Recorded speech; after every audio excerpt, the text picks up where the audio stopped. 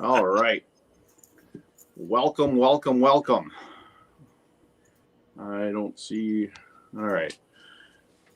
Well, good morning, everybody. This is a great Sunday morning to be able to sit back and chat with Father Fish himself.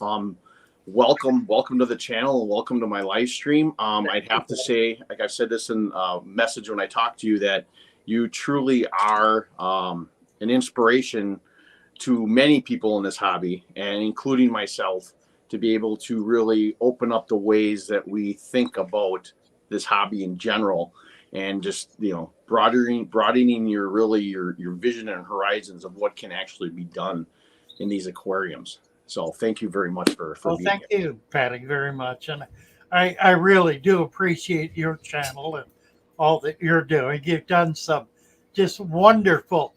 I think some of your clips are iconic. That just brilliant, Thank particularly when you're out collecting. you. Thank you. Really very nice. Yeah, I had fun with it. Like, I knew this winter I wanted to try to collect some resurrection jars in the dead of winter because Right. I figured there was going to be life out there, but I'd never done it before, so I thought, what the heck, that'd be an interesting opportunity to get out there and try to reach your hand in through the ice and grab stuff. And like I thought, oh, this fun. I love going out there. It's a great excuse to be able to go outside and just wander around and be in nature and find things to collect and just have fun with it. And it's all there. It's all live. It's Exactly. there. It's there 24/7. Exactly. Absolutely.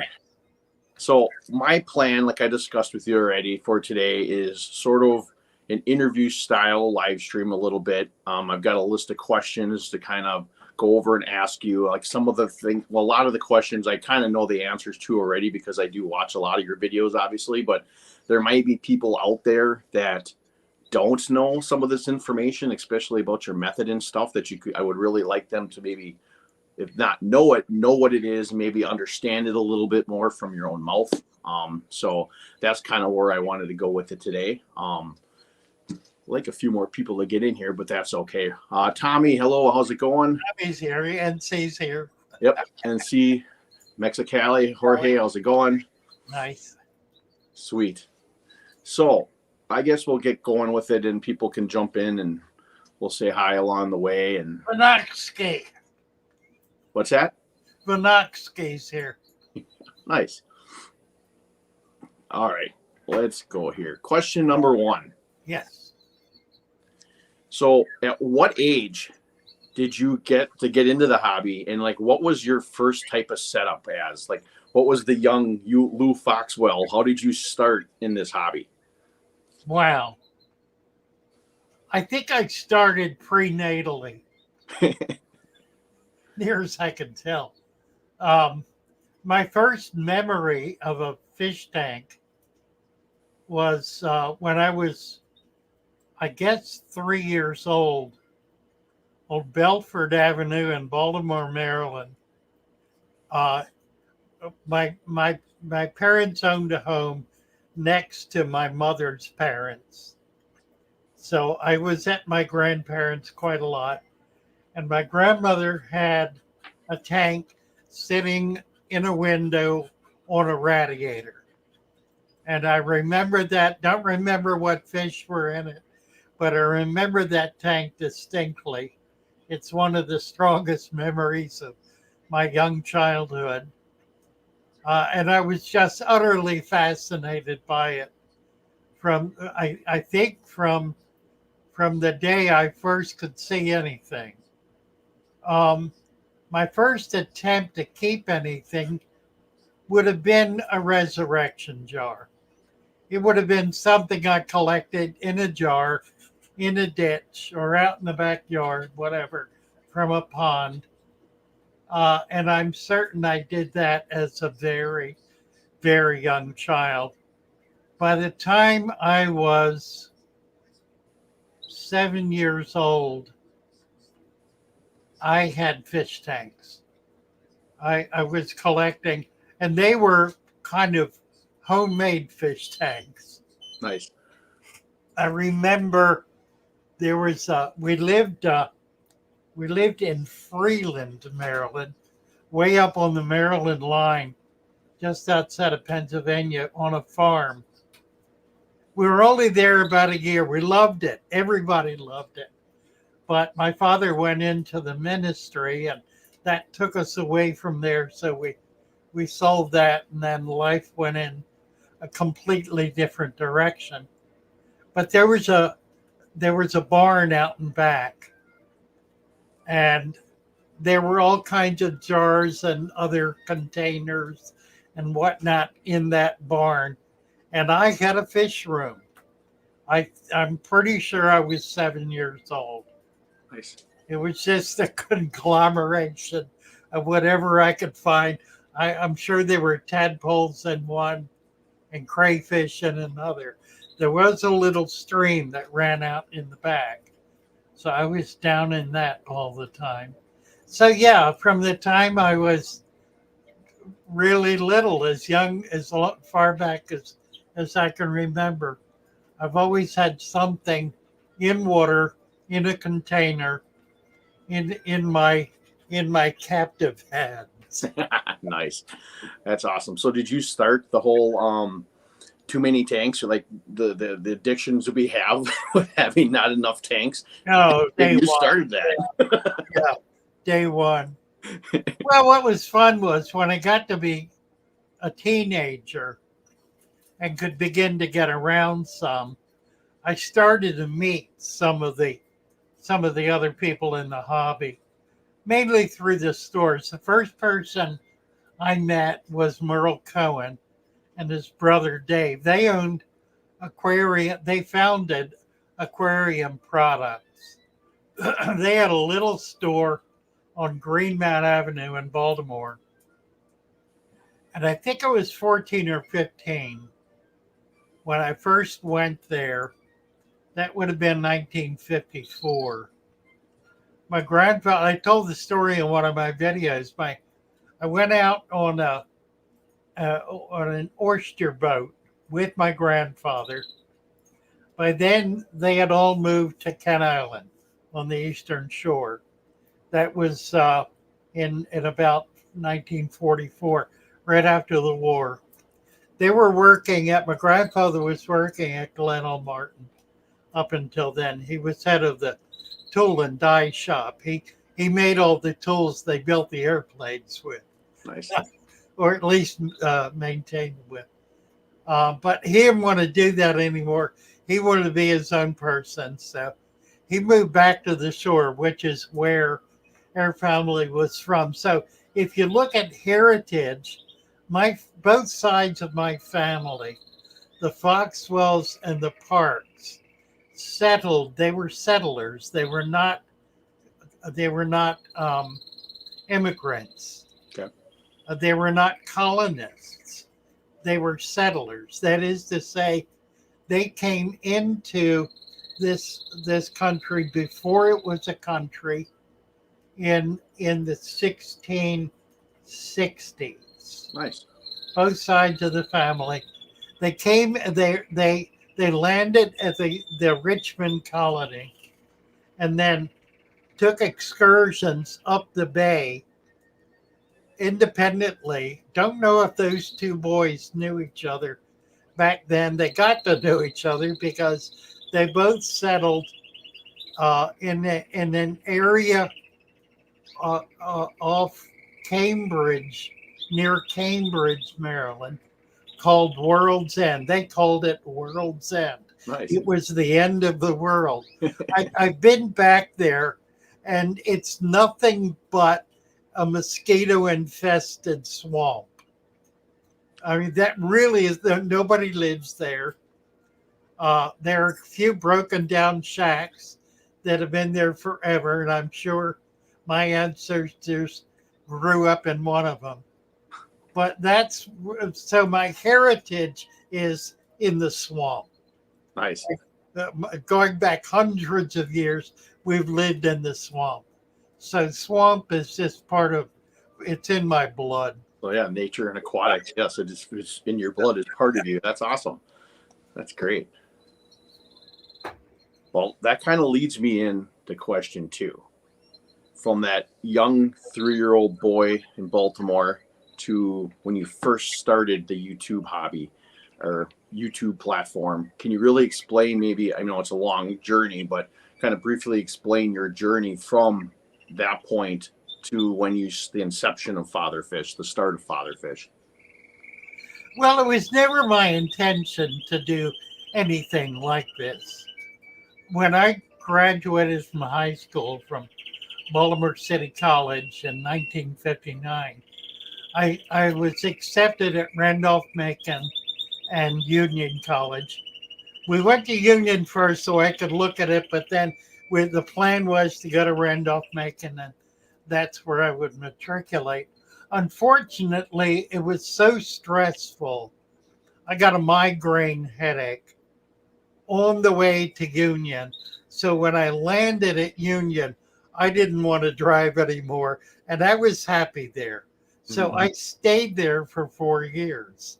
That was in southeastern Kentucky, in Appalachia, in Barberville, Kentucky, south of Corbin, where Colonel Sanders was from. Okay. These are little tiny southern Kentucky towns, population 5,000. Went to college there, graduated from there. My whole focus was to go into my father's ministry. Okay. So this could be a bit of a story, but I'll tell the story since you asked. Oh, absolutely. I graduated from Union, was accepted at Boston University. Went to Boston, started there, married a young woman with a lot of medical problems. We couldn't stick it out primarily because of medical problems. Came back to Baltimore. By that time, my parents were in Baltimore. My father was full-time in deaf ministry. Worked as a social worker for a couple of years for the Department of Welfare. Was given a scholarship to go to University of Maryland and become to get a master's degree in social work. At the same time, I was given a scholarship to go to Tufts University, to Crane Theological School, to matriculate there, and enter the ministry. I chose to go to Boston. My heart was still in ministry. I did that, completed that 3 years, and then served a little church in Northfield, Massachusetts, way out where the 3 states come together. Massachusetts, New Hampshire, and Vermont. I was in the town where the 3 states meet. Did that for 2 years, came back to Baltimore. By then I was divorced. My wife simply had to return to her parents. She just she was a brittle diabetic, and back then she became one as a young child. It was a very difficult disease at the time, much more treatable today, but even today, a brittle diabetic is a difficult road. In any case, yeah, I went back to Baltimore then as a single man, and I ran a runaway house in Baltimore called the Fellowship of Lights. It's still there. Nice. We were working. This was in the mid to late 60s, the flower child era, where kids were running away from home, hitting the street. We were pulling them in off the street, young teenagers, older teenagers, and basically getting them back home. Did that for 2 years, and then was accepted at Wesley Seminary, an American university, to do another year of seminary work. What it was to be a second master's degree. Completed that, was shipped to Urbana, Maryland, near Frederick. I had 3 little country churches that I served for about 2 years: Urbana, Flint Hill, and Imesville. Is that right? Yeah, it was 3. I think it was 3. Um, and then on one Saturday morning, my father stopped in. By then, he had um, received an offer at the Maryland State School for the Deaf in Frederick to work with them, with the parents of deaf children. It was something he had always wanted to do. This opened the door then for me to come in and work with him as his assistant. And that really was to begin my education, because it was an extremely specialized ministry. And one I had not done anything to prepare myself for, because that wasn't the plan. The plan was to get the best possible education and then come in with him and learn from him and develop that ministry. That was on a Saturday in April of 1974. Okay. That Monday, I got a phone call from the Baltimore City Police Department saying that my father had been shot. It was in a local hospital. We raced down to see him. He was gone when we got there. It's too bad. That began my ministry in the deaf church. He was no longer able to do it. He was gone. The district superintendent very graciously allowed me to step in, and I began doing that without the background and training I needed. So I did what I knew to do, which was basically social services. I created an agency to serve the needs of deaf people, created a mental health program, a state mental health program, built a community of 160 apartments, a single big, beautiful Section 8 building, um, and became the largest ministry in the Baltimore Conference of the United Methodist Church. I had 35 people on staff. Nice. It was an immense operation. Um, the conference didn't like it at all. They were intimidated by it, afraid of it. Um, they they they cut off their support from me, and eventually threw me out of that ministry. It was an absolute disaster. Yeah. It led me to understand the demonic influences that have caused what's going on today in not only the United Methodist Church, but so many other mainline denominations in this country and abroad. And it really is demonic influence. Yeah. And I saw it firsthand. It was right up in my face. It completely devastated me. Um, I was I was badly broken by it, and kind of drifted then for a couple of years. But then I had remarried. That marriage ended. I had a child. I lost the child. Lost my home. Found myself basically on the street. Was taken in by a lovely couple in Tunis Mills who owned a castle. Extremely wealthy people who found out about me, invited me to live on their estate in a farmhouse. I did that for 2 years. My mother by then was in Florida. She wanted me to come to Florida to get a new start, so I did that. Stayed with her for a while, and then and then just kind of cast about for, I was there for 30 years. For 20 of those years, I was floundering, trying to figure out what to do. The thing I kept coming back to was tropical fish. I'd get out and visit the fish farms.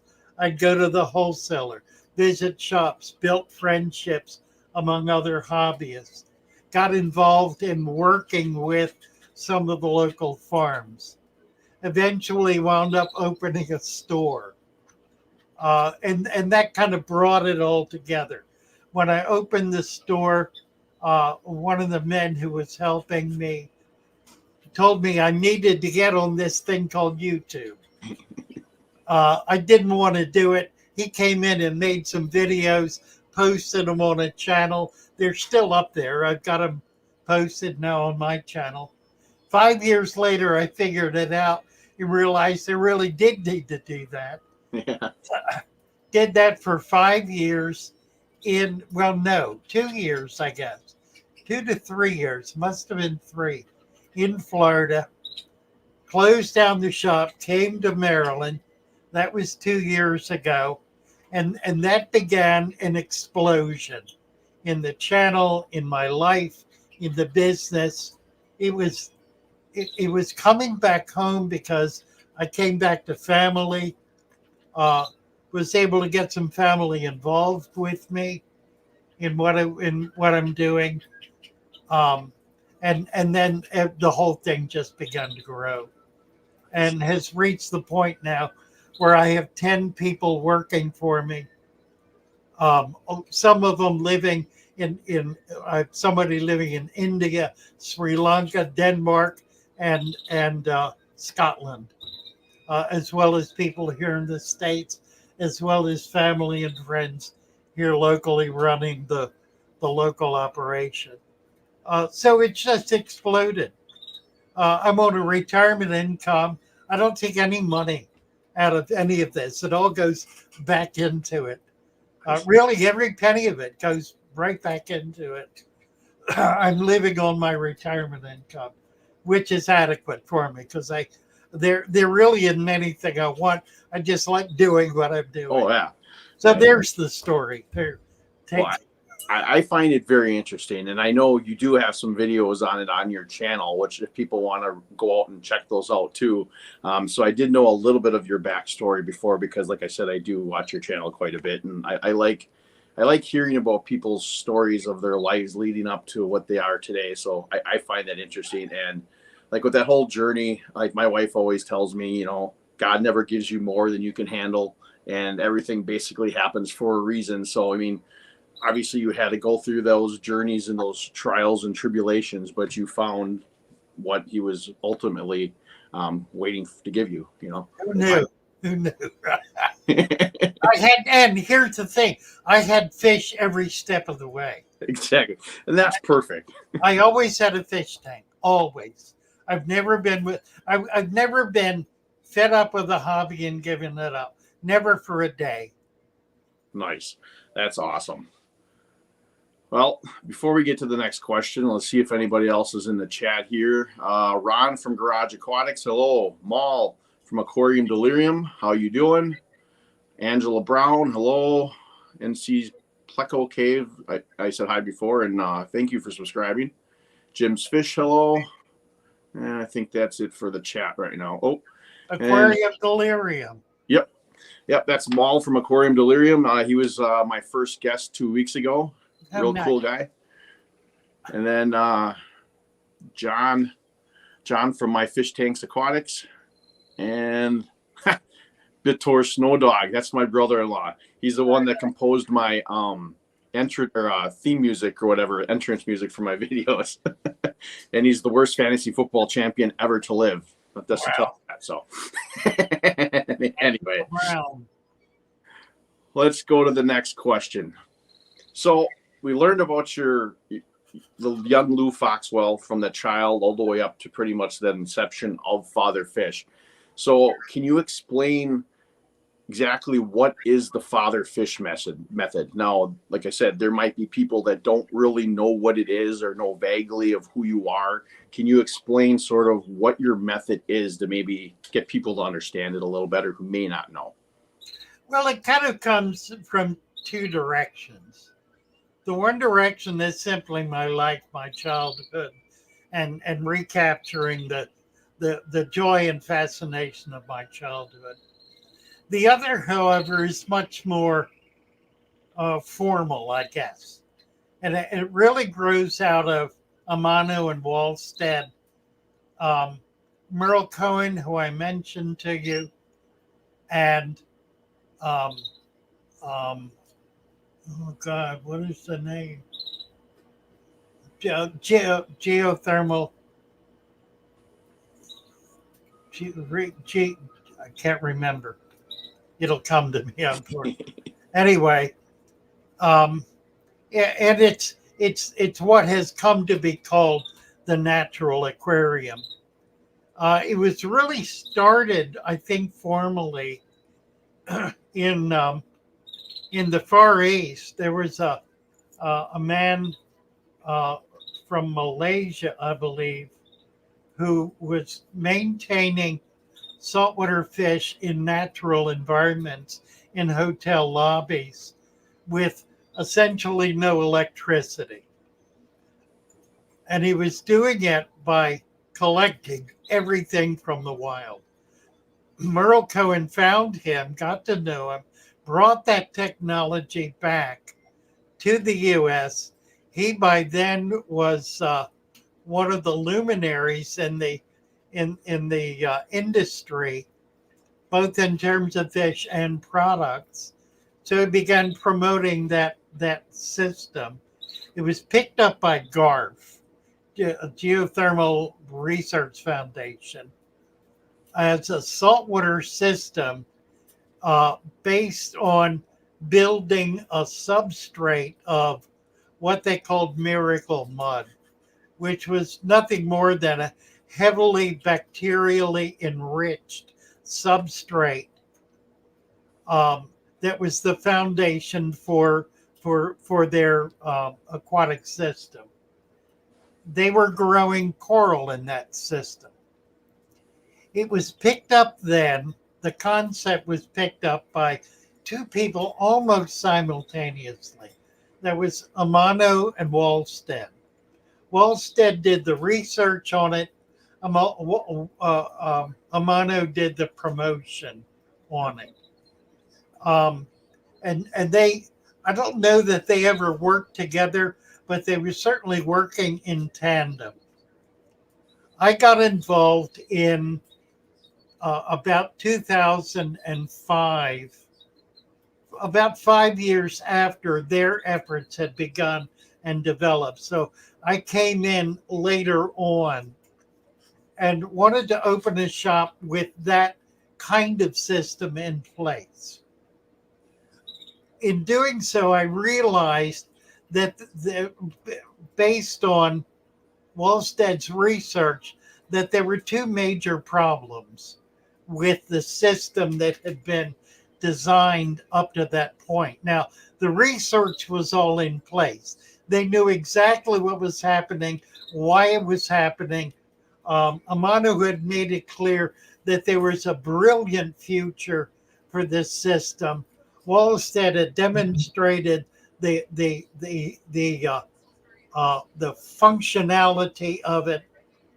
What they had not done was overcome the problem that the soils were leaching into the water column, substantially so, and they were depleting, so that they could only maintain a system for about a year, after which it just failed.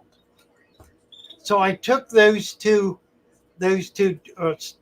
issues on and began looking for ways to, number one, enrich the substrate, and number two, cap the substrate so that it would not leach out into the water column. Developed what has come to be known as our supplement package, which has to date 13 elements in it, including the most recent leonardite, which is a newly mined mineral from an ancient volcano bed in Utah, I believe, that contains uranium, natural uranium. Natural uranium is a growth element. It affects the growth of plants, in a way that's healthy, not in a way that's dangerous. So we've included the leonardite now, most recently, into our mix. We've developed a formula for the soil involving a lot of humus and soil. So we do 50% peat moss or some other kind of organic material like coir, even ground up leaves, anything like that, any organic material. 50%, that's 50%, 25% soil, and it can be a poor soil or a rich soil. Doesn't matter so long as it's a soil. And then 25% compost. The compost brings organics in and brings a lot of the bacteria into the system.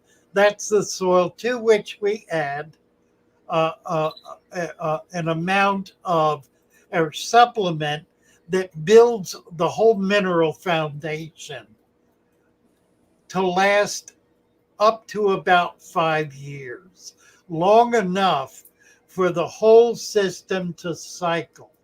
Cycling is the issue that no one up to this point has really been able to get a handle on.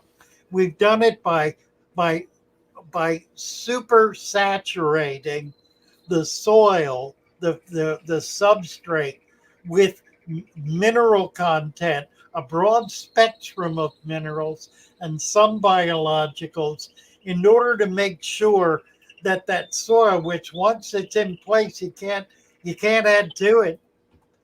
Once it's in place, it will not deplete until the system has been able to fully cycle all of its elements back through the biology of the aquarium, the biology of the system. So I call it a system and not an aquarium, because it really is a living environment, a total environment in which everything is interconnected with everything else. And it forms a cycle, so that when the plant breaks down or the fish dies, it breaks down, is broken down by all of the little animals and bacteria that break it down. It precipitates into the substrate, further breaks down through bacterial processes, is then charged by the hormonal activity of the plants to chelate it, so that it develops the organics needed by the plant in order to take it up again. There's the cycle. And it takes about 5 years for everything to cycle. Some of the folks on the plant channel have been very upset with me over the years for using sand as a cap. They said, because they say it's too slow, it's too slow. What they're not acknowledging is that nature is slow.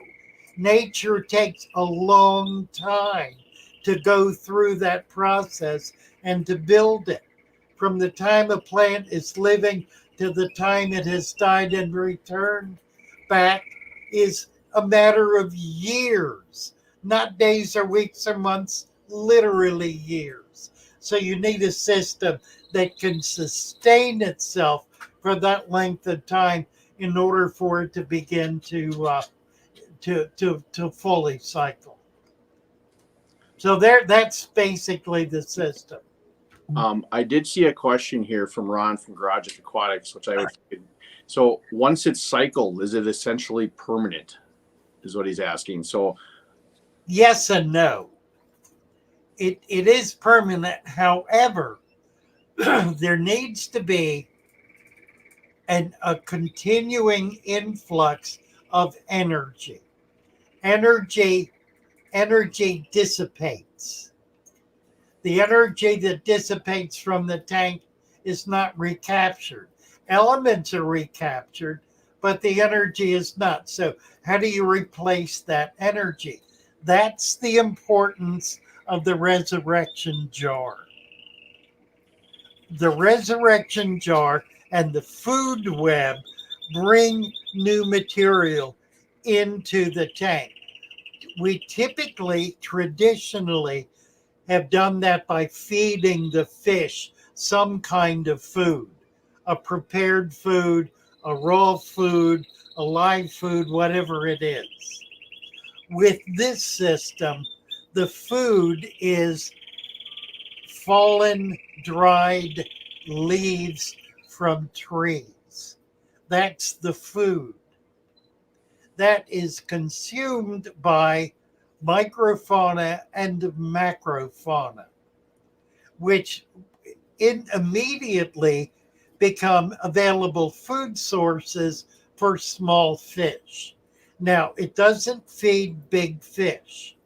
Big fish need to be fed by bigger food sources. The best food sources are things like earthworms. That's the absolute best.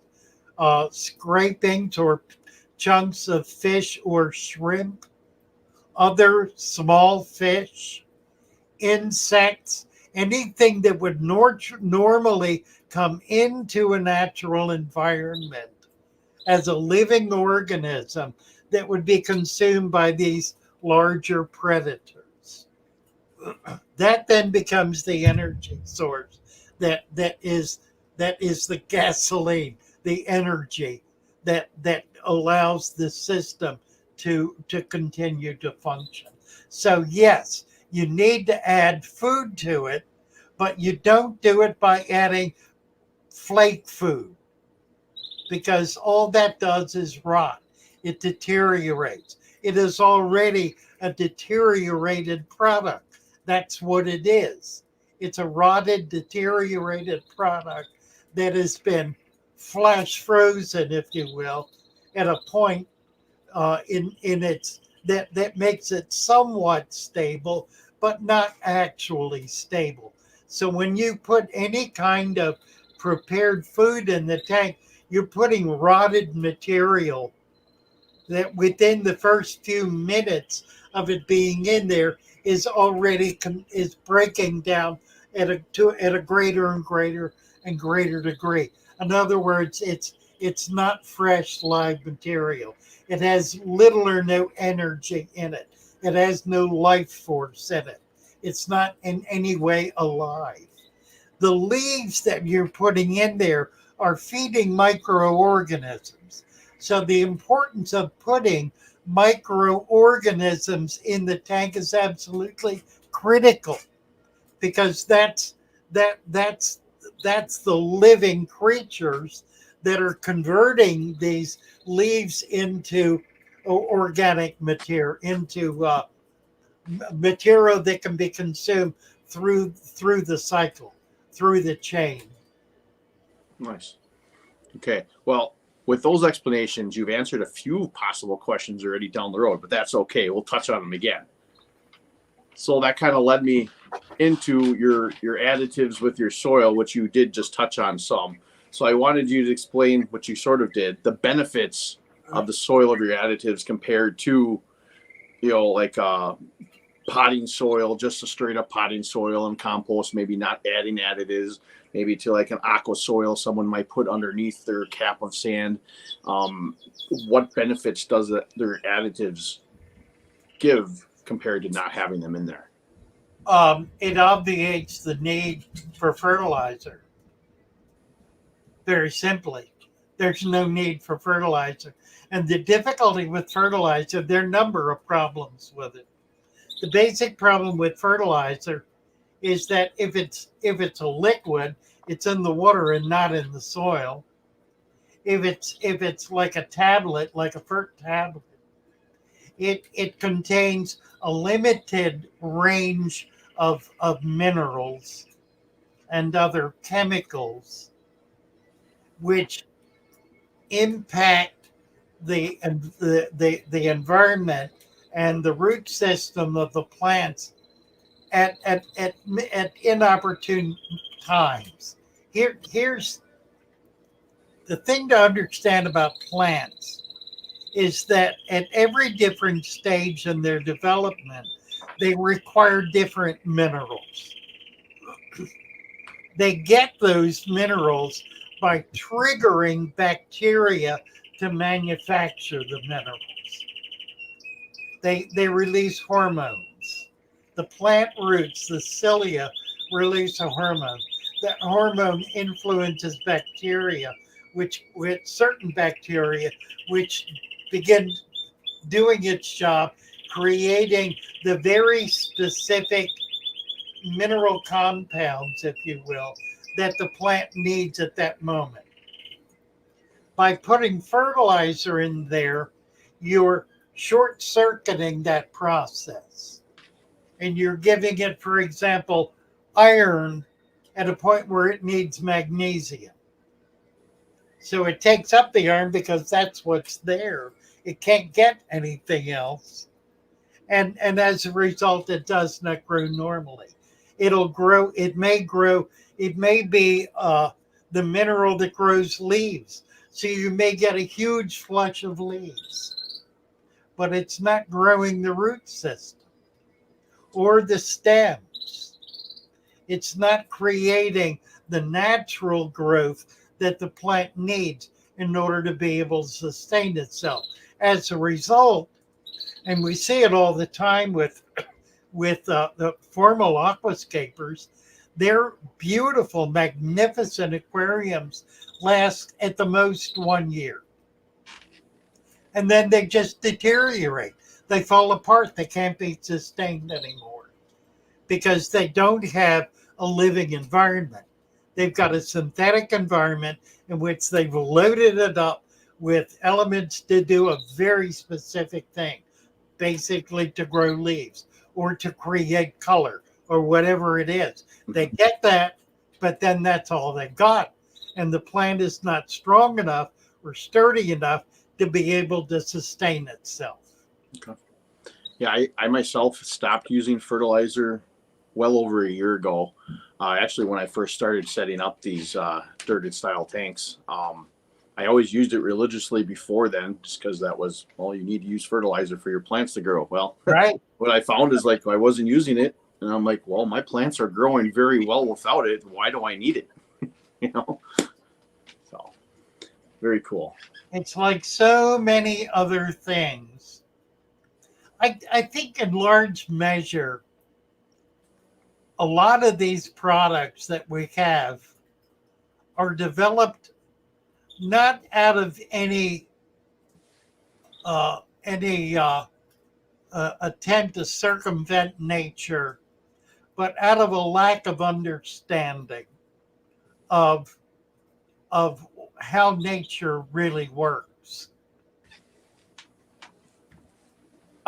Here's a good example, an absolutely perfect example, and it's one that is affecting the mentality of every single advanced culture on Earth. Global warming. What is global warming? Global warming is the fear that if Earth's temperature increases, it will somehow be catastrophic. There are two things we know about global warming. Number one, we know that in the past, the Earth has been substantially warmer than it is today. We are actually in a cooling period today. We know one more thing that's even more important, that's really fundamental. And when we finally are able to get hold of this, then we're going to be able to be in simpatico with nature. And that is when global warming occurs, more plants flourish, creating more oxygen. The oxygen level on the earth today is about 14%. In the past, it has been as high as 25%. At 25% oxygen, virtually all disease disappears in the bodies of mammals like humans. Stamina increases 100-fold, 1,000-fold. With 25% oxygen, we could run without ever stopping, because their body would be super saturated with oxygen. What will allow that to happen? Global warming. Global warming is the key to health and well-being. How are we treating it now? As an enemy. As a political statement, a political tool. Well, but it's not politics at all. Oh, I know. It's understanding the nature of reality. And we don't understand the nature of reality. We need to stop being woke and start waking up. I agree with you. Reality. Absolutely. 100%. I agree with you there. I got a good example of this. It's happening in my shop right now. I have a couple of lovely young women.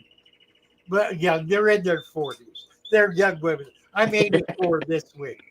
Young women. Now, one of them, both of them really are new to fish. They're brilliant. They're taking hold, learning to do things. It's absolutely amazing. They have fallen in love with snails. They love snails. Lots of people love snails. Roz loves snails. We all know Roz. When I first began going through the vats, I found bladder snails and pond snails, and I started crushing them. They were shocked, dismayed. Oh no, you're not killing that snail. I said, yeah, they're the enemy. They're very, very bad. Oh no, we'll take them out. We'll separate them. We'll just take them out when we see them. And we'll keep them separate. Well, they tried doing that for a while. That didn't work very well. I finally convinced them to feed them to their turtles. They have a bunch of turtles. Okay. Every Every turtle is in its own 40-gallon container. They're as bad as the betta keepers that want to keep a betta in a 20-gallon tank. Nevertheless, finding, oh, here's one. They get that one. Well, it's been about 4 months. We now have half a dozen vats and tanks with thousands of pond snails and bladder. Thousands. They are covering the walls of the tank. They have taken over the tank. They have become a scourge. They are eating all of the food and starving out all the other snails. They are the enemy. So I'm in there squishing them. You can't do that. It's the same thing as global warming. It's a fear of something that is, it's kind of the opposite. It's the flip of that. It's trying to protect something that does not need protection. It needs, if anything, extermination. Yeah. It needs to be controlled, not given free rein. Whereas global warming needs free rein, needs not to be controlled. It's a matter of understanding what's going on and how things really are working. And the only way you can learn that is by getting your hands out of the tank, leaving it alone and watching it, observing and seeing what's actually going on in your aquarium. So we try to set the tank up so that we can be hands free and so that we can study it and learn from it and be supportive of what is actually going on. That's something that most hobbyists don't even begin to have an inkling about because they're so busy testing water parameters and throwing food in and pulling dead fish out, doing this and that, change of water, all this stuff. They don't sit there and look at their tank and try and see anything going on other than what they're doing to it. Absolutely. Love it.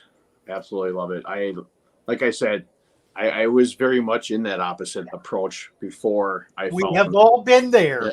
I have been there. You know, like water changes. I need to do water changes. Oh my gosh, my nitrates, they're at 40 parts per million. Oh my gosh, my fish are going to die. Yeah, no, now it's just like, right. Oh, 3 months, 4 months in without a water change? Whatever. As I say to people who ask me about the nitrates, my nitrates are at 25. What do I do? Call me when they got to 400. All right. Next question. By the way, I do see some interesting questions in the chat. I will try to come back to them in a little bit. I want to get through some of these first, so don't worry. The next question is about the food web. I know you explained a little bit before about the benefits really of it for feeding to maintain your aquarium, but for those who may not know really what the food web is, what is it exactly? How do you get it? How do you collect it? That type of stuff. The food web is the acknowledgement that the fish are not the only living organism in the tank.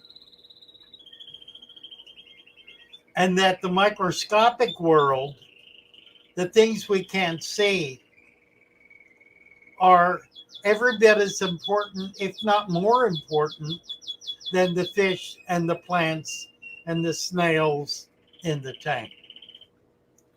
In order to have that microscopic and macroscopic. Macroscopic are the stuff you can see, like the scuds and the daphnia, even the paramecium, which if it's there thick enough, you can see. Those are the creatures that maintain the stability of the environment because they work in cooperation with the bacteria to break down waste. By breaking down waste, its toxicity is removed from the equation. The waste is no longer toxic then. It becomes a food source because you're providing something to eat it. Now, you can't do this very well with a lid on your tank sitting in a living room. You're pulling water out of it every week. It'll happen, but it'll take many years for it to happen. The solution is to go out into a creek, a healthy creek, where there are fish swimming around and plants growing. Dip out some of that. I used to say mud. Don't do mud. Leaf culture, muck, the stuff, the flotsam and jetsam, if you will.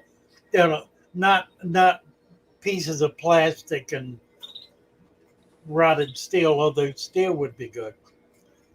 But the vegetation, the vegetation that's breaking down, that has living in and among it, all of the little microscopic animals, all of the life. You bring that in, and you can do it gradually. You should do it gradually. In gradual amounts, start putting that into your tank.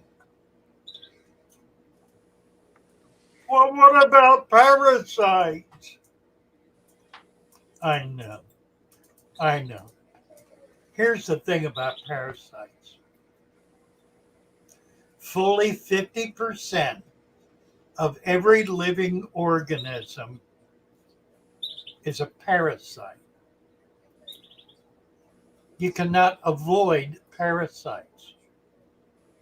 What you need to understand is what parasites are feeding on. They're feeding on other parasites. You control parasites with parasites. In other words, you recognize that nature is in balance. It's not out of whack. It's in whack. It gets out of whack when we try to kill stuff. When we try to kill a whole segment of living organisms, then it gets out of whack. When we are supporting it and nurturing it and trusting it, we learn to depend upon it. We begin to recognize and acknowledge how profoundly healthy it is, how vastly more effective at maintaining its balance it is than we are able to achieve. We begin to understand that nature knows better how to maintain that little aquarium than we do. I'm reminded constantly of the foolish notion of people who say, you can't have nature in a little glass box. Well, what exactly do you have in it if not nature? Yep, it's not plastic fish. Not a Martian environment. It is an earth-bound environment. It may be encapsulated, but the laws of nature and the processes of nature still prevail in it.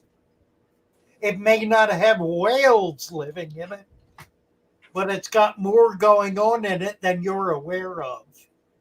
That is absolutely true.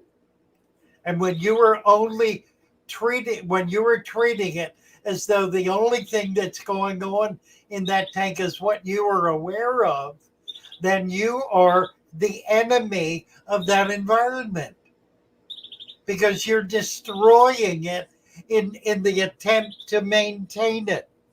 Back to the global warming. We're destroying out of our stupidity, out of our arrogance, that we think we know better than God, because we are God. God isn't God. We're God. I'm God. You're God. We're in control. Malarkey. We're in control of nothing. We are creatures. No different than an amoeba is a creature. We have no more control. We do have operational effectiveness in many ways, and that provides us with a burden, with a responsibility to do what we can do to sustain. You see, I don't believe for 1 second that human beings don't belong here. We very much belong here. We are the achievement, not the failure, of a nature system that's been going on for hundreds of millions, if not billions of years. I'm not going to say we're the highest achievement. We may, in point of fact, be kind of halfway down. I don't know. Maybe porpoises are the highest achievement, or maybe the hairy man is. I don't know. But I know we have a burden, and our burden is to be farmers. It's to be caretakers. When I hear about laws that prevent children from going into creeks and turning over a rock to see what's on it, or bringing back a few bugs. Laws against that are not just dehumanizing laws, they're acts of violence against nature itself. In a stupid and arrogant attempt to protect, we are destroying because we assume we are in control. And we are not in control.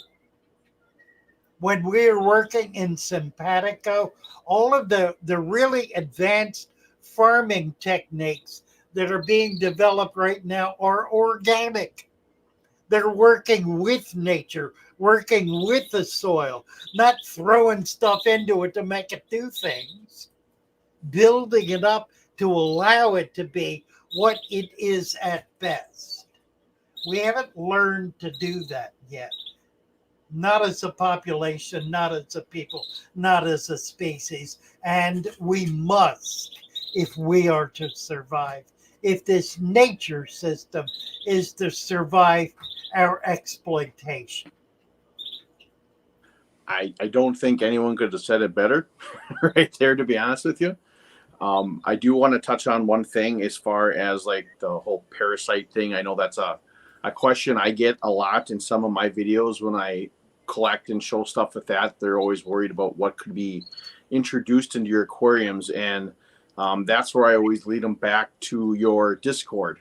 I have found that to be one of the most helpful platforms to be able to not only identify things that were within my resurrection jars, because there's identification guides on there to be able to help you figure out what's good, what's bad in this in general, what they are, but just to be able to have the amount of help and people on there that are very much knowledgeable in the situation to help other people in the way that you have it structured. So like not any Joe Blow off the street who doesn't know anything about it can go on there and just try to give advice. So I find that very beneficial. I just wanted to point that out to people, that if you are in need of some answers and questions, that is a great platform to get on and take a look at. Thank you. Yeah, I'm very proud of what's happened there. And it's really happened not because of me, but almost in spite of me. The more hands off I've taken, the more it's been able to grow. I've maintained a couple of principles. And the primary one of which is, if you haven't tried this, done it, and learned how to do it, then you have no business talking about it. And there are far too many people talking about natural systems and deep substrate who have no knowledge of it at all. And their ideas are not grounded in reality. They're grounded primarily in their fear. You can't do that. They can't do it because they haven't figured out how to do it. Absolutely. And they're not allowing themselves to for whatever reason. I mean, who knows? But there are people so dogmatic and so hidebound that they will die rather than admit that you can have microorganisms in a tank that are not killing everything. I mean, I could say for myself, I know when I first learned of it through your channel, I wasn't like, say, skeptical, but it was more like, do you really do that? Is that really possible? Like, I was a little fearful, but I was like, that's one of those things where I feel in this hobby, it's very important to try different things. That's the whole part of the hobby, to be able to see what works, what doesn't.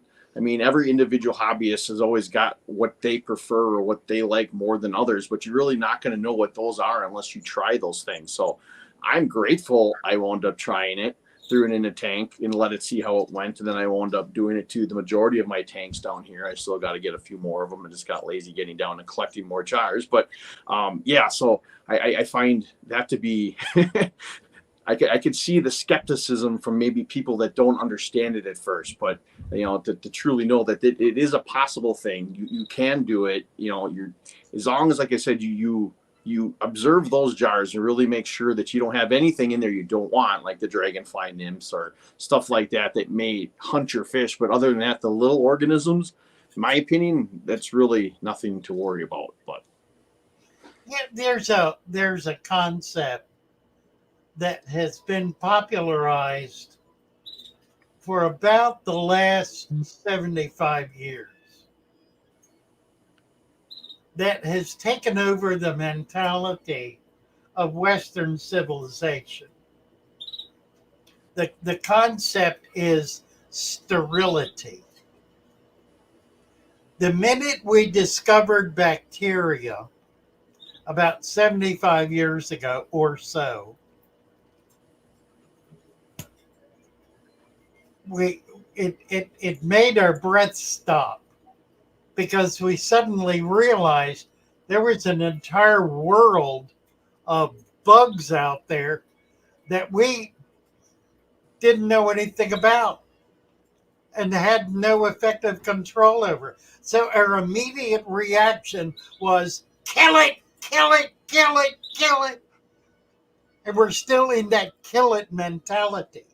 We're trying to kill everything except the one thing we're trying to keep alive, without recognizing that the only reason that one thing we're trying to keep alive is because of everything else supporting it.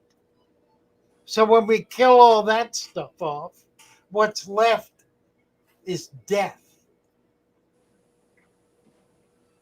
We need all of the animal life, the entire animal kingdom. We need every single bit of it in our aquarium to the extent that it's possible to do it. Mhm. I mean, you can't put a brook trout in a 10-gallon tank. A baby, maybe. Yeah. There are a lot of things you can't put in there because it's impractical. Not because it's dangerous, but because it's impractical. The most dangerous thing you can put in a tank is your hand.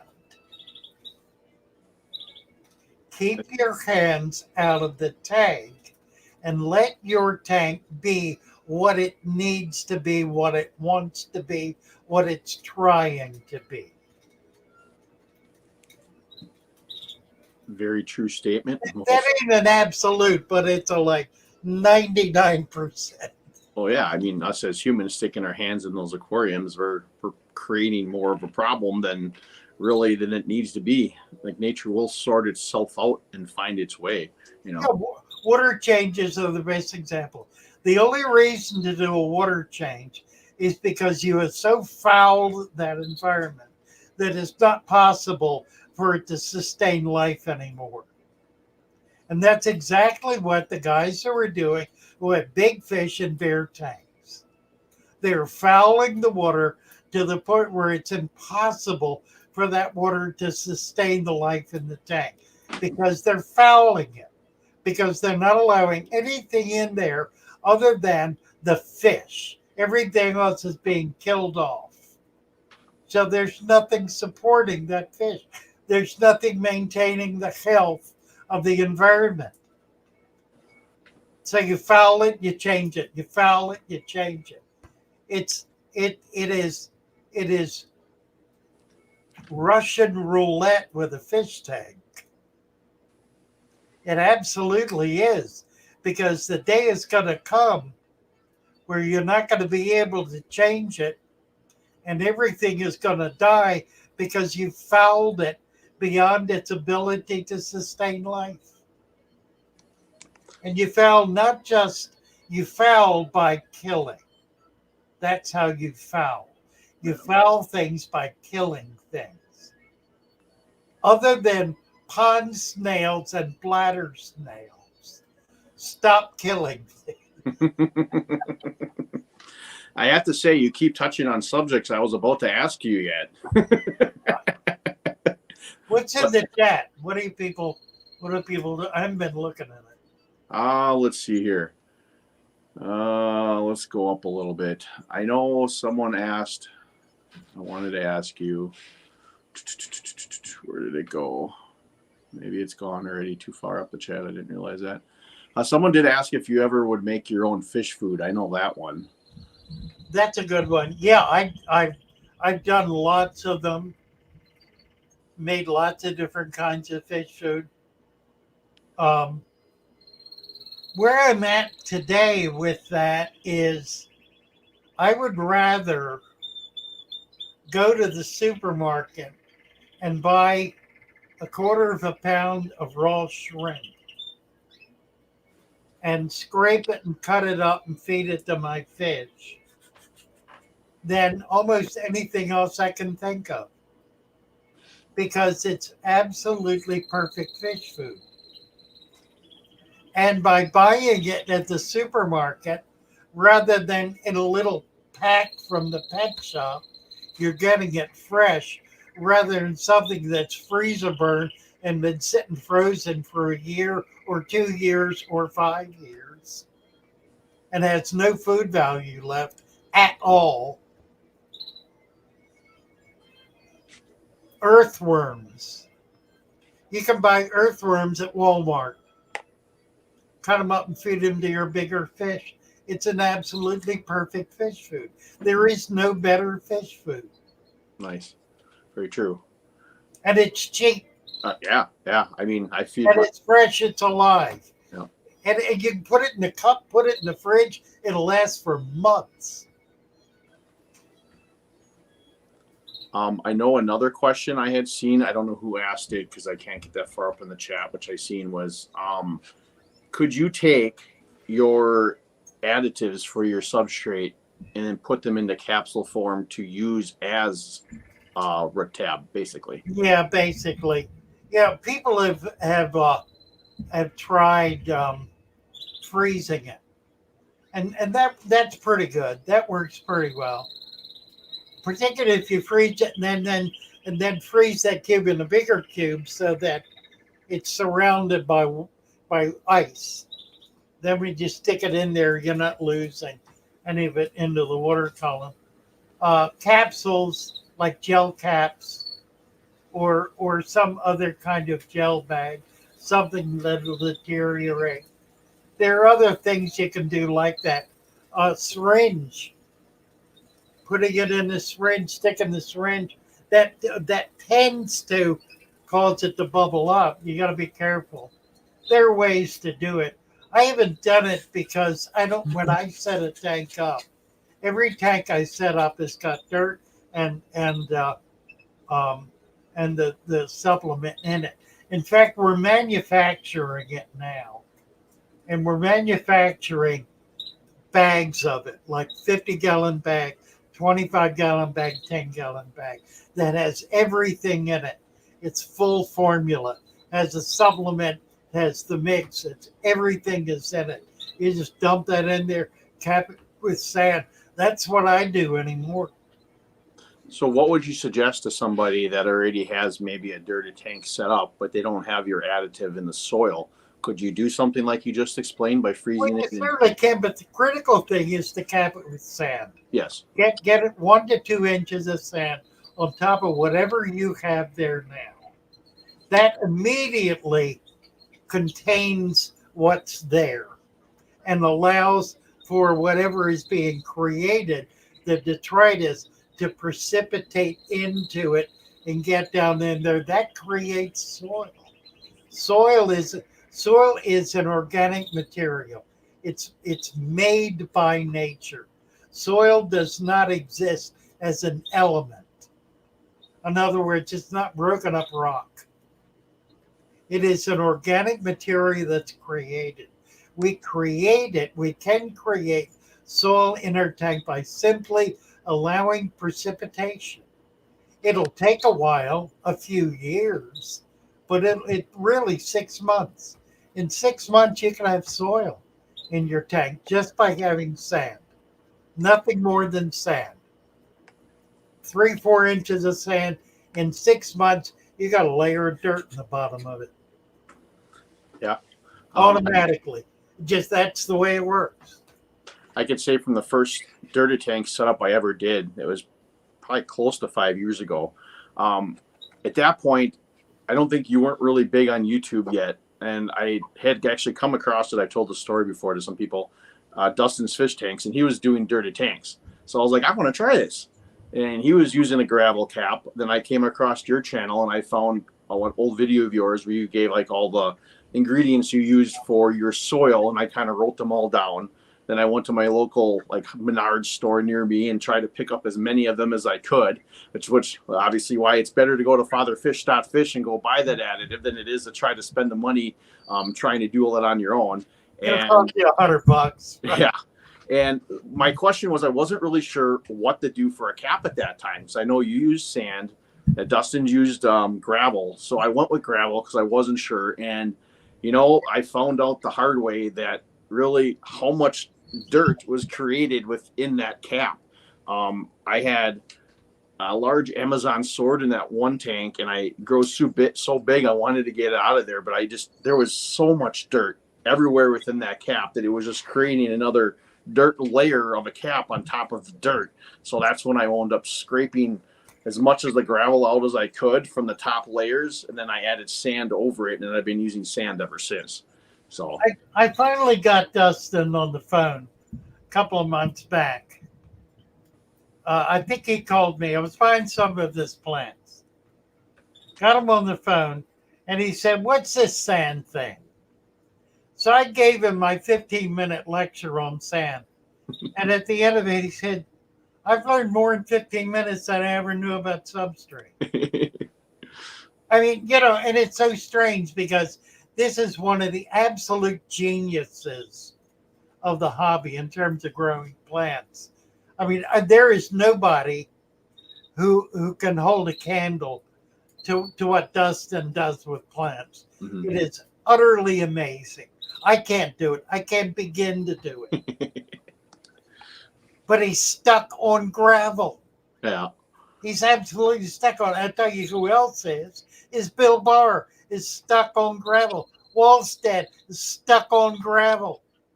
They can't get away from it. And it's destroying what they're trying to do, and they won't admit it.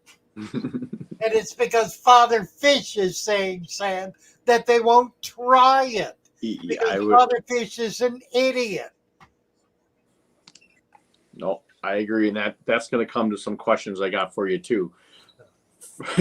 First was this one, your method in a hole, the soil and food web. How and when did you come up with it? I think you kind of answered that earlier, so we can skip that one if you want, unless you have something you want to touch on it.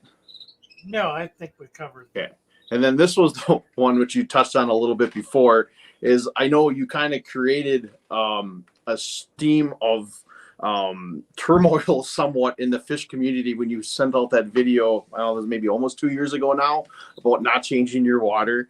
And for as much heated discussion that came with it, it did bring a lot of conversation and discussion within hobbyists, which I found to be very cool. But the question was, are they needed? I think you kind of answered that already. But if there's, you know, anything you want to add to it. You need to change your water when the water needs to be changed. But you need to understand what that is. It's not the water that's ever the problem. It's what is in the water that is the problem. Here's a good example. I had a tank crash recently. My big 120-gallon brackish tank, the pump quit. I had kept the water level down deliberately because I have a canister filter that's spraying into the water. Well, somebody came along, one of my staff, and filled it up. So when the pump quit, the canister was providing inadequate circulation. It wasn't splashing. And so the cascade effect took over. When the pump quit, the water stopped its turbidity, stopped coming to the surface. It was much slower. And so the CO2, of which there was a lot being generated because it's very heavy biological system, generating CO2. It was slow to escape and to exchange with O2. And so some larger organisms died. They suffocated. When they die, and this whole takes hours, no amount of time, short amount of time at all. When they die, more bacteria flourishes, which affects more organisms. Within 6 hours, overnight, everything in that tank was dead. Everything. I had just put a couple of $100 worth of saltwater fish in that tank because after 2 months, I was convinced it was going to be okay. Walk in the next morning, the water is white as milk. Everything is dead. A few mollies skipping along the top. Well, there was nothing big in there. It was all little tiny stuff. So I hooked the pump back up. It had quit working. Got it working again. And just left it alone. Came in the next morning. Somebody started to drain it. I said, leave it. Don't touch it. Don't drain it. Leave it alone. They had pulled about 2 or 3 inches out, which was enough then for the canister filter to begin spraying in the water, which is good. It's now been a week, a little more than a week. The water is crystal clear. Did not do a thing to it. Absolutely nothing. The water is crystal clear. It's ready to receive new life. I swirled out a lot of the dead material. I got a big net. I swirled it around to get the stuff that was floating out. Let it sit. It's now balanced again. The oxygen level is back up. It's healthy again. I've ordered some new fish. We're going to put new fish in. Nice. There's nothing wrong with the water. The problem was not the water. The problem was the conditions in the water. I changed the condition in the water to what it needed to be by giving it time to clear out, and now it's fine. The water was not the problem. Do you need to change water? There are times when you do. They're absolutely. Give you a good example. I remember once I had bought sand. I buy sand in 50-gallon bags. I bought a ton of sand in 50-pound bags from a local supplier. Cut the bag open, dumped it in. It was talcum powder. Honest to God, talcum powder. Wow. It immediately milked up the tank. I mean, literally milked the tank up. It was too fine to settle. It was just, you couldn't see an inch, couldn't see half an inch into it. I had fish in the tank. I got in there with the net real quick, got as many fish as I could catch out with the net because I knew it was going to cake their gills and kill them. I thought about emptying it, but I thought I'd let it settle out some. I think I did drain it down halfway, fill it back up. The next day, there were 2 dead fish in it. I found that it did not settle. It was too fine a material. It just stayed in the water column. There was no way to get it out. I could filter it out, and I think I did put a Dynamacious Earth filter on it at one point, some kind of a canister to get it out. I wound up changing much of that water because it was really the only way to clear that material out. But that's what you need to understand, is that water is water. Water is H2O. It doesn't change. It doesn't become acid. It doesn't become something else. Yeah. The condition of the water can change based on the chemistry that's going on in the water, which you can affect without, you don't need to change the water. You need to fix the water very often. Um, the only reason to change the water is because it is there's so much rotten decay and foul in there that it's causing bacteria to flourish. And the quickest way to deal with that generally is just to drain it. If you can take the fish out, then you can let it sit there, get rid of the organic material, and it'll be fine. Yeah. I've been doing water changes on 2 tanks recently because I've got this. I don't know if you can see it back here. This wood. It was from my brother-in-law. He got it. It's a root from an olive tree that came from Italy, and I tried soaking them, and it just stunk immensely. It was like a slimy, like mucusy layer coming up from the bins I was soaking them in. I tried boiling them a little bit, and I put them in the water, and I can still get that stench a little bit, and I can see like a white cloud come from them a little bit. So I've been doing a water change here and there on those, just because I don't know if that's really fouling the water or not. But well, it is. That's exactly what it's doing. Green wood will do the same thing, or wood that's very dense. You have a big piece of wood like that that's very dense. It's got a lot of sap in it. That's sugars. Put a teaspoon of sugar in a jar of water once. Let it sit there and see what happens. It'll get rotten. It'll stink. It'll foul. That's exactly what happens when you put green wood in a tank. It's not tannins that are the issue. It's the sugars in that are fouling the water, and it'll kill fish. Mm-hmm. It'll kill them quick. It's really dangerous. Good to know. Oh, shit. What did I do? Oh, God. You went away. Well, we lost him. Are you still there? You can talk. We can hear you.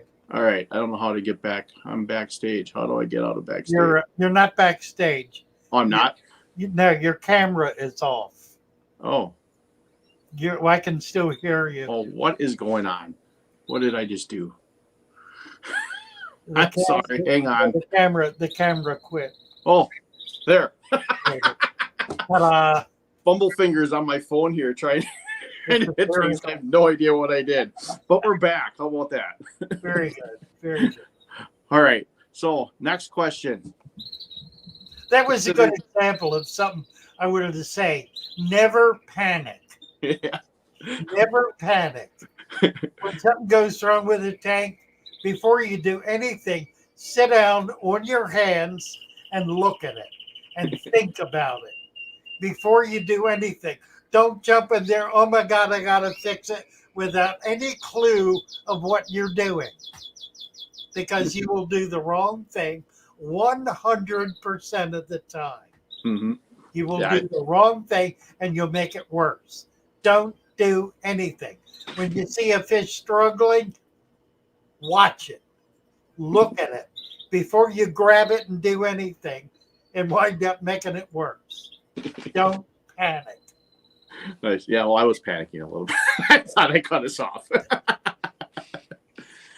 Before I get to this question, I did see a question and someone mentioned it from Ivan. Will super fine sand allow for precipitation to happen, or will detritus just sit on the top instead of going down to the bottom? Really, really good question. I remember that the sand I was just telling you about, I got some a little coarser than that, very fine sand. Put it in one of my early tanks when I was setting up. Didn't really have a sense of what was going to happen. In fact, I've done this twice. I did it at a tank I set up at Super Sicklies. I had brought a bag of black blasting sand. It was talcum powder. I started pouring that in. Oh my God. It freaked me out. I wasn't going to take it out. I got a bag of sand they had, put it on top of it, capped the talcum powder. In effect, that tank and the one earlier I had created with a finer sand grow plants better than any other tank I've ever had. The finer the sand, the better. Sand does not compact. It's important to understand sand does not compact. Sand is not squishy. It's hard. It's granite. It's other hard minerals. It has sharp edges. It sits like that and like that. It has spaces between it. They may be microscopic, but they are nonetheless spaces. Water flows through it, and it flows through better. I think because the finer it is, the better it filters. I think. I'm not sure. But I know it is not in any way a negative influence. If anything, it's a positive influence. If anything, it's better. It's amazing. Amazing question. It carries it's counterintuitive.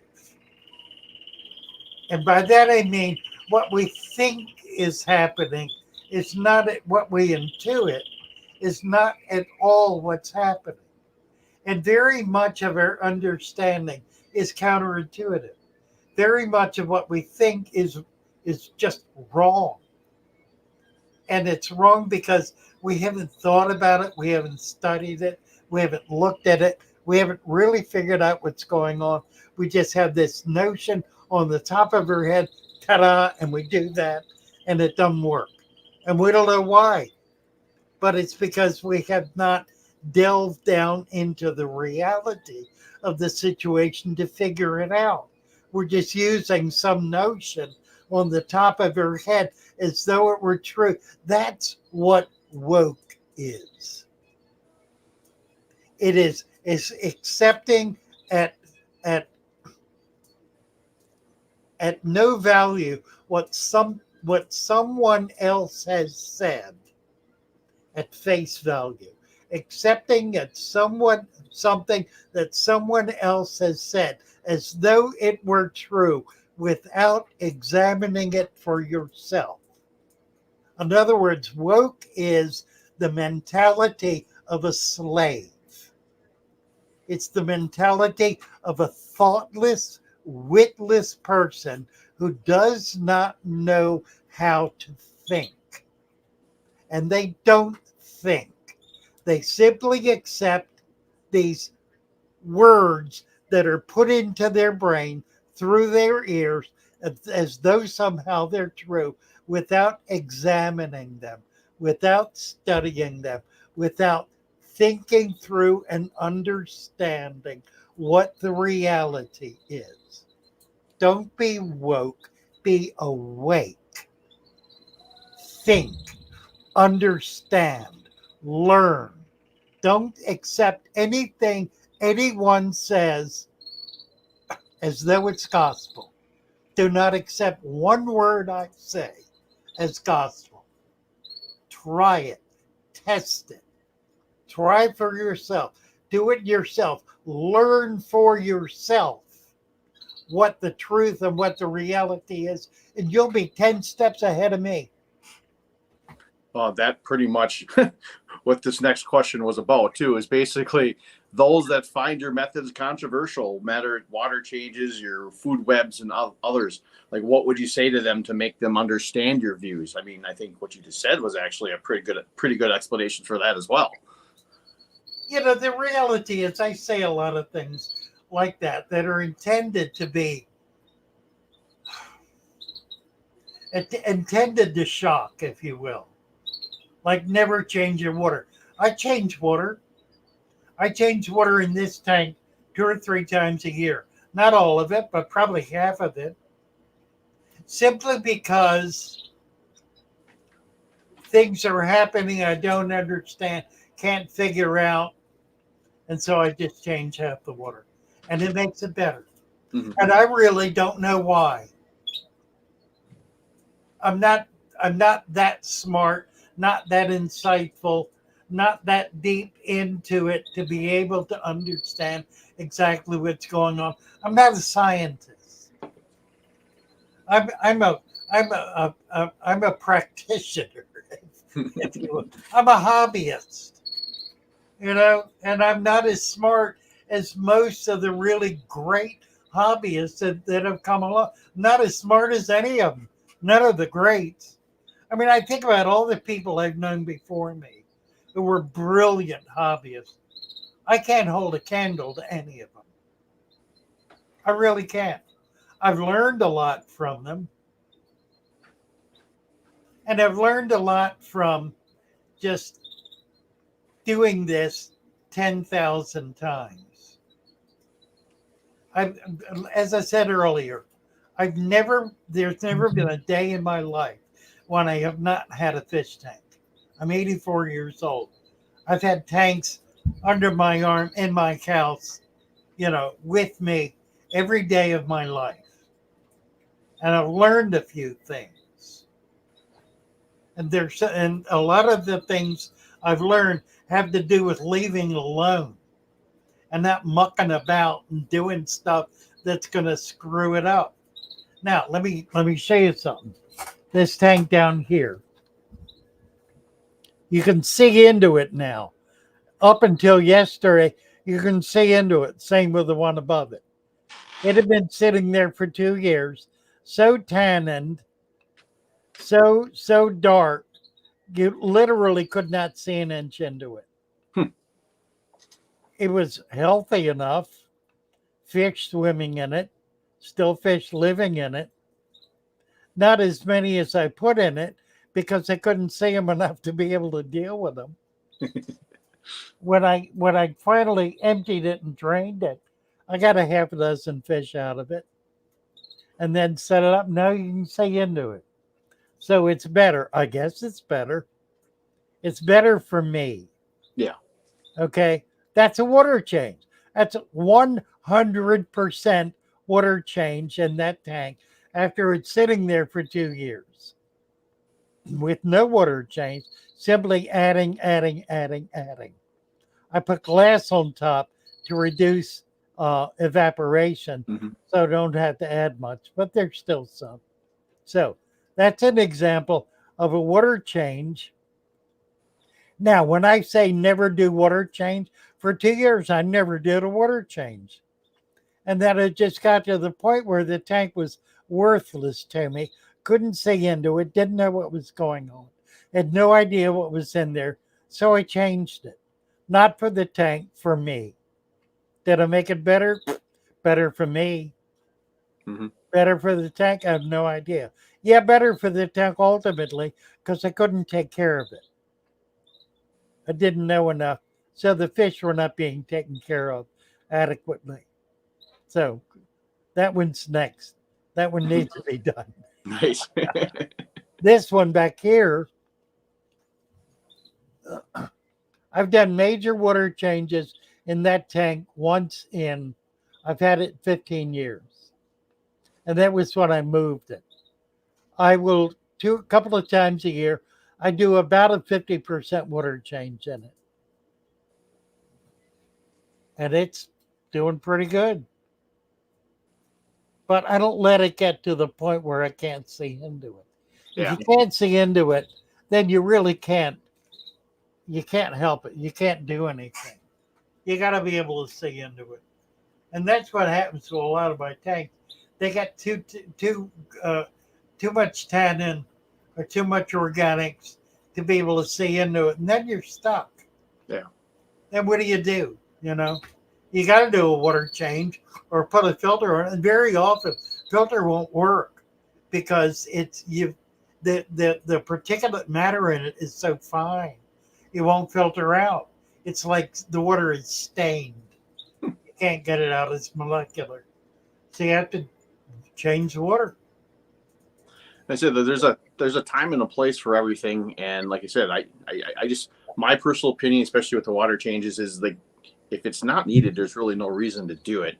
I don't agree with like I need to do a water change every week or on a periodic schedule, like scheduling. This is when I do it. I mean, you should listen to your tanks by looking at them and observing them. And if you see something that's needed that needs to be done, well, then so be it. That's my Well, personal opinion. that's true if you're trying to create an environment that's at all balanced. A lot of the guys with big fish, big tanks, big fish, that's not what they're doing. Yeah. It's just not. Yeah. What they're doing is trying to maintain these fish in as pristine an environment as they can create. And they're playing roulette with the fish. Yeah. And I mean, I don't want to name names, but we all know who I'm talking about. And why is it you don't see the same fish there 6 months that you saw 6 months before? Because it's roulette. You can't do it that way. Not long term. You just can't. no. And like when I post videos that have something to do with like some of your methods, like the resurrection jars or food webs or whatever, and I usually share them within some Facebook groups to try to promote them some. And I'm always getting a few bozos that want to give some flack to say, but that's just a hack. That's not true. He doesn't have a method. My comeback to them typically always are, have you tried it?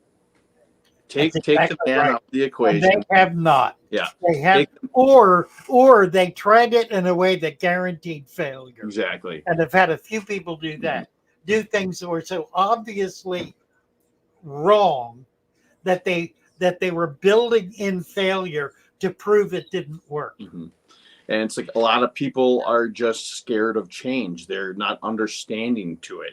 Like I always say with these style of tanks, it's not something new. It's something that's been here since really the beginning of time. It's just become more into the forefront of the hobby recently, where it's just like people that have been, brainwashed to think like you need to do these steps all the time. You just need to, like I said, be awake and see that there are other ways to do it. You got to think. It's the thinking man's hobby.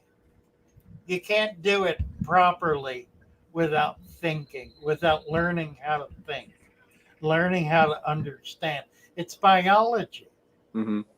Biology operates. Here's something to think about. The universe operates on a set of laws and principles. We know that with absolute certainty because we relate to the universe in terms of those laws and principles, and we see them operating. Now, we're learning more about that all the time as our understanding deepens. But we never have believed that the universe operates in total chaos because we know we don't, and we're part of it. Mm-hmm. So here's the question. Where did those laws come from? Were they here before the universe?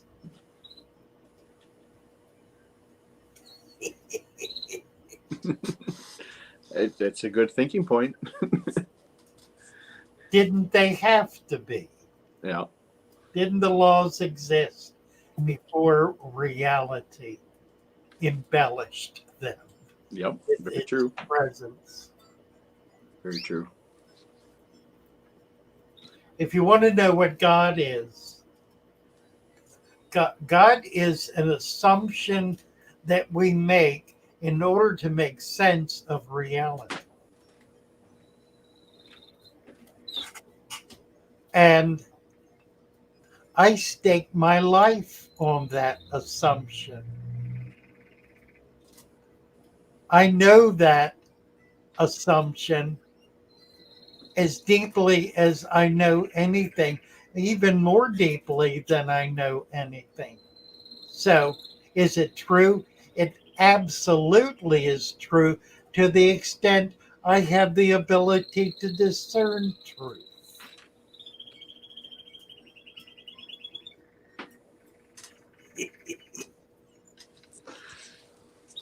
Nice. It's an operating principle. Yep. Okay. That's not a bad one to have, to be honest.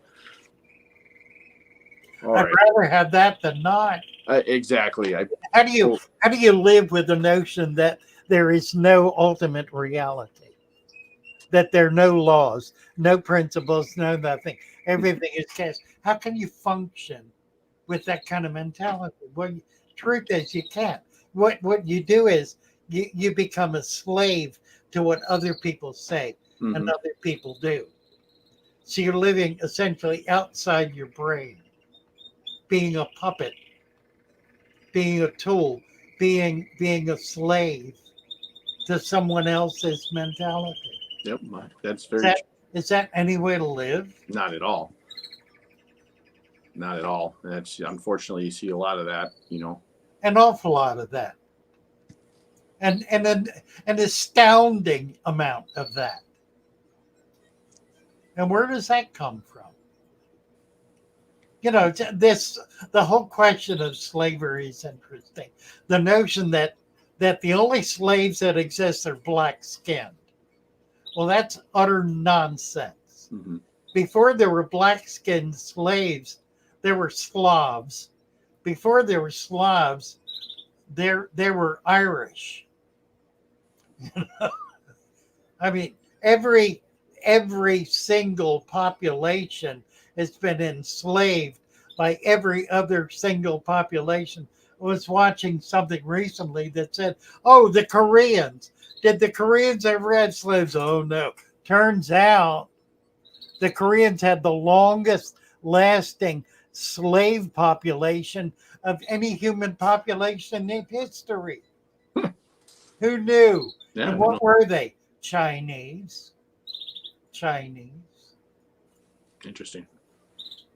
Every population has been enslaved. Slavery is it's a function of the social context in which in which thoughtlessness is rewarded, in which the value of the individual ceases to exist.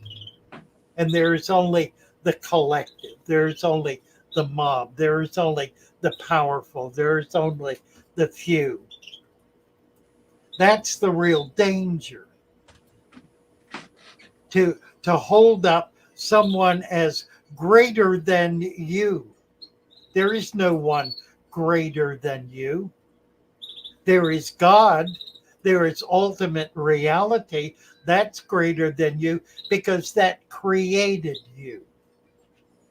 But as a created being, there is no amoeba greater than you. There is no other human being greater than you. We are all the same. Some are more intellectually advanced, some are stronger, some are healthier, some are older and wiser, some are younger and healthier. You know, there are variations among us, but there is none better than. There is none superior to and capable of ruling you and demanding your absolute obedience. That only exists because you permit it to happen. And when you accept the edicts of someone else as absolute truth, you are enslaving yourself to them. Don't do that. Don't do that. Be your own person. Think for yourself. Figure it out. Be open to accepting and taking in and testing and learning and growing, but testing. Is that really true? I'm going to figure out whether it's true Mhm. because I'm going to put it in my test tube, put it in my laboratory and figure it out. Be a scientist. Be a not a truth teller, but a truth seeker. Absolutely. That's I enough. love it. That's enough preaching. Oh no, I love it. That was great, honestly. So let's move to something current, and that's your current store you just opened. Oh yeah. Now, like, what are your goals with the new store? Like, I know you sell your additives and you have plants, You have fatherfish.fish, and you're opened up to the public now for people to come in. I did see some fish on your website when I was browsing the other day. Do you plan on selling fish and shipping them, or is it just Yeah, I do. Yeah, I'm going to be selling some fish. I've sold fish before. I don't really have trouble doing it. Um, what I've done is I've created a kind of a glorified fish room, but like MD, Mhm. only as a public place. Not nearly as sophisticated as MD. I mean, he's a genuine artist. I don't have that capability, but but with the same idea. I have a lot of little tanks, a lot of 10-gallon tanks, but I've got 20 10-gallon tanks, I think, 4 or 5, um, for 16 10s and 420s. Bunch of small tanks, and every one of them are separate. I don't have central system. They're all individual, and they all have fish in them. And it's been remarkable to me because I haven't done this in so long to see how well everything's doing with the deep substrate, the sand, the plants, and then minimal fooding. We're feeding only live food, only exclusively live food, and everything's thriving. We don't have losses. When I get new stuff in, there will be a few losses. Beyond that, nothing. If I keep an eye on it, I noticed a tank the other day was starting to get some fungus. There was some bacteria infection in there among some platies. And I treated it with sodium thiosulfate. No, I treated it with, I don't remember what, with an antibacterial. And it looks like it's cleared it up. So I'll do a water change now to get the chemical out of there because I don't want it affecting the biology of the system. Sure. But it's a fish room that people are invited into and can buy from. Nice. And that's really why I want to do it. So it's not big, it's small. I've got 1, 2, 3, 4, 5, 6, 7, 8 big tanks. And by big, I mean I only at one over 100. The others are 60, 75. Mhm. I do look to get a couple of really big tanks. I'd like to have a 200 or 300. I've got a big pool, a pond, about a 300-gallon pond in the middle of the floor, sitting on a carpet, which is interesting. Nice. Well, I do have another question. Last week on my live stream, I asked some people if they had any questions for you. Jeff Kane, who I haven't seen him in the chat today, he's typically on every live stream I've ever seen. He wanted me to ask you, you've already had a store in Florida. Now you opened this new one. Did you miss it? I don't think I did. I didn't miss that one because that was an awful lot of work. But obviously I missed having it because I've done it again. Yeah. No, I wouldn't have done it if I didn't. If I had moved into a facility that allowed it to be developed, but my landlord gave me the opportunity to move out of a smaller unit into a bigger one that was set out as a party room. So it's got 1, 2, 3, 4, 5 different areas, some of which are finished with plaster walls, drop ceiling, and tiled floors. So it's very nice looking. Okay. And I've been able to do, something nice looking with that. But that's kind of what I'm about. I want to try to do now, finally, what I have put off doing for so many years, to really get into doing some nice looking tanks, something pretty, something really pleasant. I want to be breeding fish. I haven't done very much of that at all, just the obvious stuff. Mm-hmm. And really see if I can't take this whole hobby to the next level and be able to share that, be able to teach people how to do that. I think there's a real yearning to be able to breed to breed tetras, for example. Mm-hmm. It's a simple fish to breed. Nobody does it because it takes a couple of steps Mm-hmm. that are a little bit tricky. So we're going to go through that and learn. I hope we have time and energy to do that. Cool. Are we going to be much longer? No. Oh, okay. Yeah, I just have one more question for you, and then we can wrap it up from there if you want. I need to make a trip to the head, but No problem. I can wait a few minutes. Well, this was the last question I had for you anyway. If you could give one piece of advice to any new hobbyist that wanted to try your method, what would it be? You can do it. You can do it. Nice. Try it. Do it. You can do it. It's simple. It's so simple a 3-year-old can do it. There isn't anything simpler. It's not complicated. It allows all of the complication of nature to dwell in it. But all you're doing is creating the skeleton. And there are only about 3 things. You need dirt, you need sand, you need water, you need some life. Yep. And that's it. Yep. Put a light on it. Put a filter in it. You're good to go. Put a heater in it if you need to. Yep. I find it to be one of the easiest setups I ever did. And how I didn't know about it earlier baffles my mind and wish I would have. I can set a tank up in 5 minutes. Yep. That'll last a lifetime. Absolutely. All right. Well, I just want to say thank you very much. Thank you so much. I appreciate it. This has been fun. I don't have a chance to do this tonight. I really enjoyed it. Oh, like again, preach. Hey, I think I like to hear it. I'm sure there is people in the chat that also like to hear it.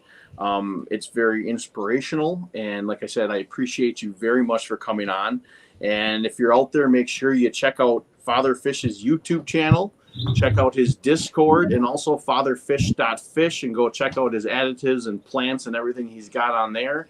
And if you haven't ever tried this method, I highly, highly recommend you give it a try. Nothing wrong with trying something new, and you may just love it like I did. So, You bet. So anyway, say good night, bye, good morning, whatever to everybody. Have a great Sunday. Maybe see you next Sunday, and then stop by. I'm assuming you're having your live stream tonight at, what is it, like 4 or 5 of you do yours? 6.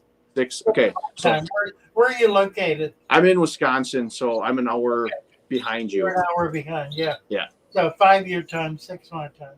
Yep. So, all right. Thank you very much, Father Fish. Thank you, everyone, for stopping by. Have a great Sunday. We'll see you maybe next week. All right. Bye, everybody. Bye-bye. Bye-bye.